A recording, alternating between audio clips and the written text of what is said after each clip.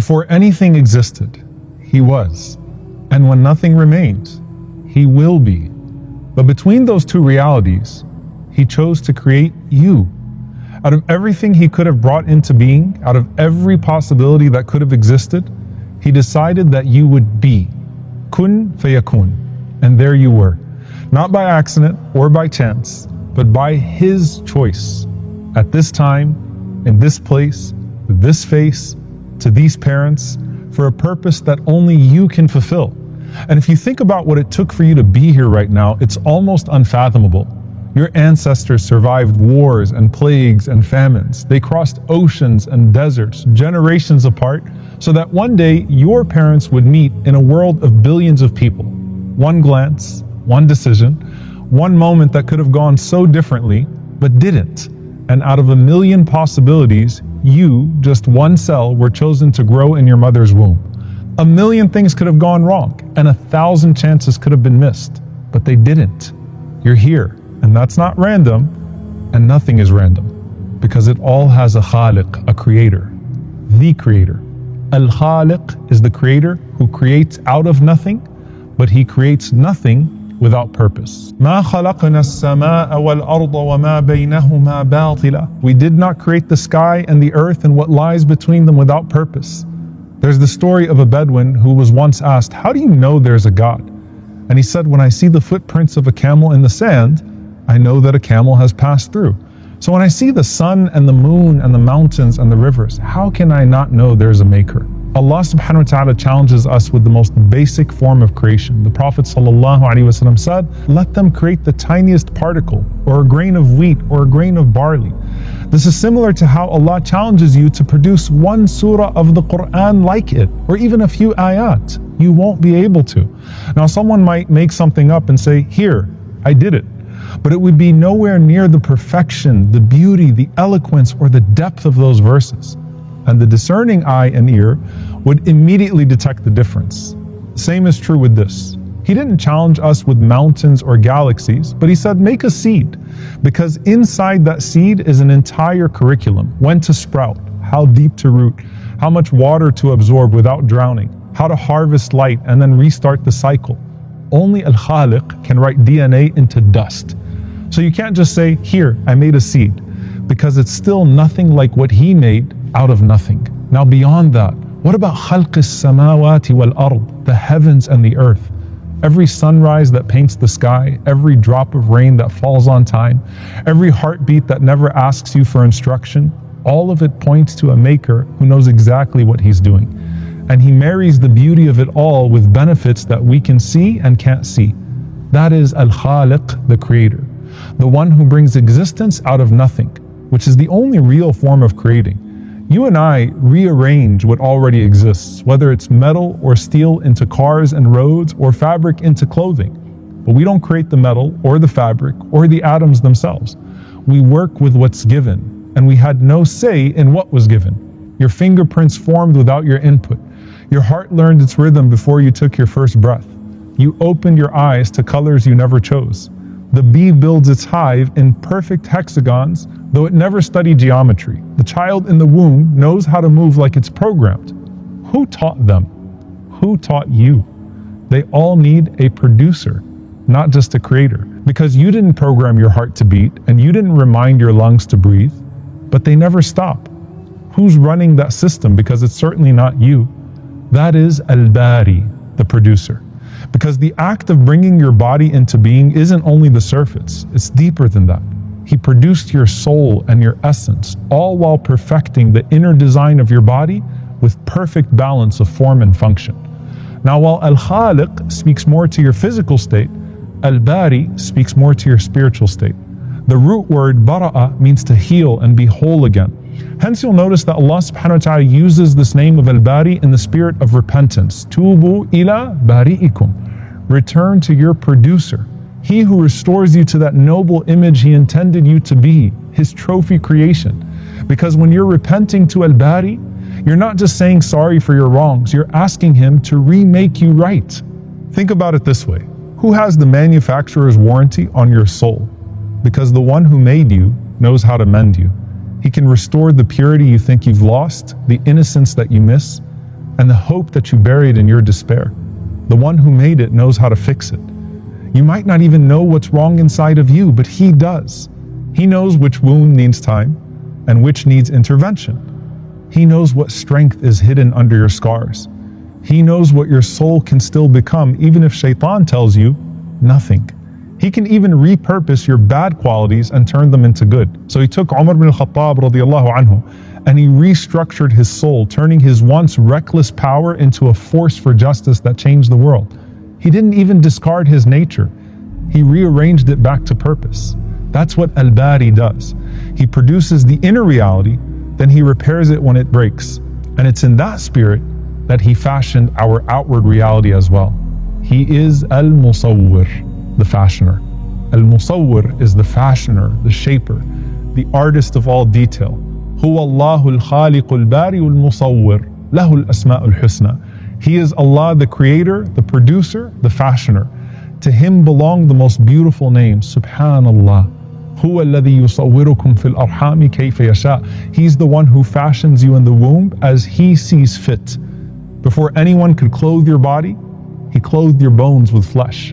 Before anyone could feel you or hug you, he attached you and suspended you by an umbilical cord while he nurtured you in every way through that womb that he fashioned to carry you.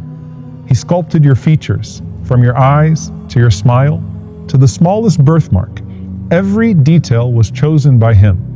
Have you ever seen something so beautiful that you just say, Subhanallah? The Prophet ﷺ was the most beautiful human being, and when you would see him, you would say, Subhana man sawah. How beautiful is the one that crafted this beauty.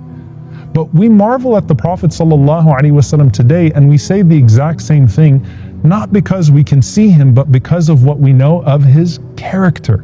Because the character is what truly beautifies a person. And the Prophet ﷺ used to say, Allahumma kama ahsanta khalqi, ahsin khuluqi. Oh Allah, just as you have made my outward form beautiful, make my inward character beautiful. Al-Musawwir fashioned Yusuf alayhi salam with half of all beauty that captivated every heart that saw him. But what made him truly beautiful was not his face, it was his forgiveness. And that's what we marvel at now and say what a beautifully made man he was. But what we don't always realize is that the same artist that made them made you. Not so that you would obsess over how you look, but so that you would embrace your physical being as beauty and seek the highest beauty standards for your soul. Allah is the greatest artist, and you're an art piece. One of the tricks of shaitan is that you seek to change the creation of Allah, which distracts you from seeking to change your spiritual state for the sake of Allah. The modern world makes us prioritize the external and completely warps it. Trends change so quickly. Everyone starts buying products and doing surgeries to look pretty much the same. But Allah fashioned you with His own hands. Why do we do this to ourselves? Is it because we want acceptance and we want to be desired? If you accept and love how Allah has made you, you're free from the idol of beauty standards. So when you look in the mirror, don't ask why you look this way. Ask instead whether your heart reflects the beauty that Al-Musawwir already put on your face. But Sheikh, what about the scars and the odd shapes and the things out of place? When you see an art piece by Van Gogh or Da Vinci, you assume that everything seemingly out of place actually has a brilliance behind it because of the genius of the artist.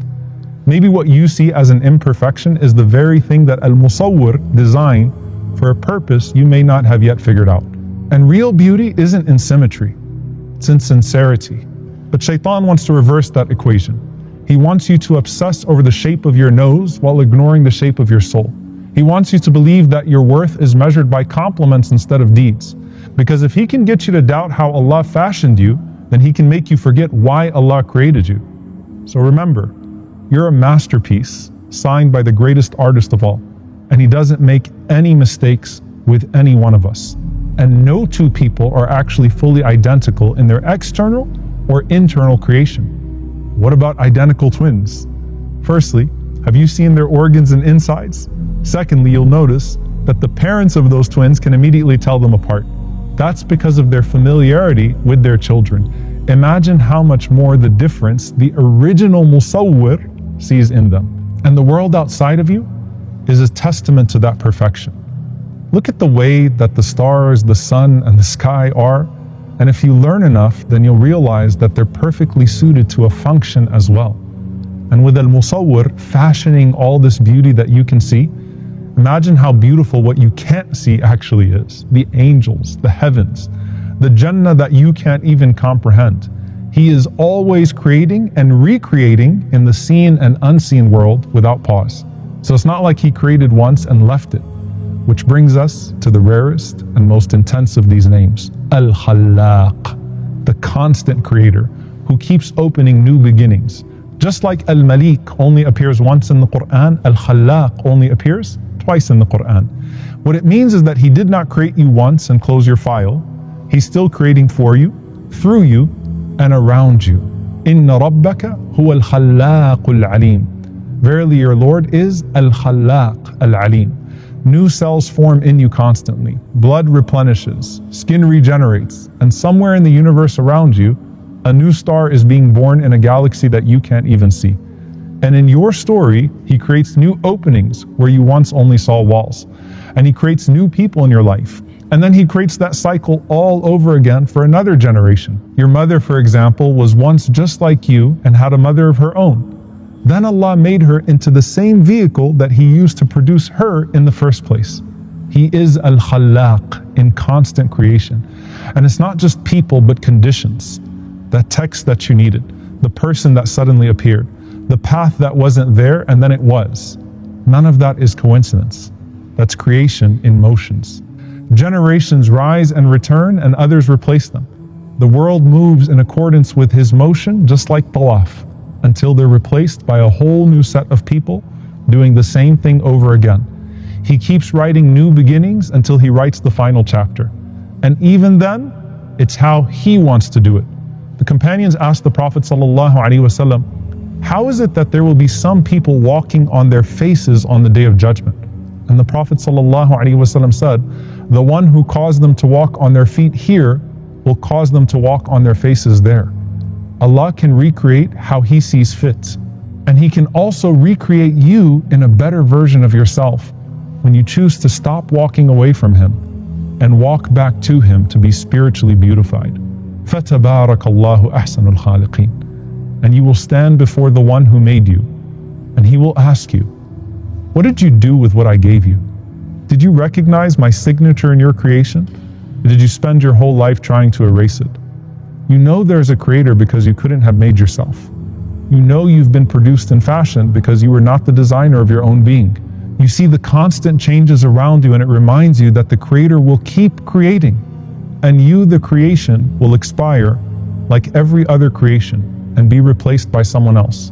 But when it's all said and done, you are forever part of the story of this world, depending on how you choose to be written about. Even though you're not the divine author, you are the forger of your deeds. So how do you become the most whole version of yourself spiritually so that you're not just an empty shell? Ya Khaliq, you brought me out of nothingness into being. Remind me that my existence itself is a mercy, that every breath, every cell, and every chance is a deliberate act of your creation. Ya Bari, the one who perfects what He produces. Repair what I've broken within myself. Make me whole again with the same precision by which you fashioned all of your creation. Ya Musawwir, you shaped me in the unseen, gave me form, face, and story. Beautify my character as you've beautified my features. Let what you see within me be more pleasing than what others see outside of me. Ya Khallaq, keep creating new openings when I run out of ways. Create for me new beginnings when I rush to my end, and new realities when I feel doomed by my sins. Remake me with patience when I reach my limits, faith when I'm afraid, and hope when I can't imagine a way forward.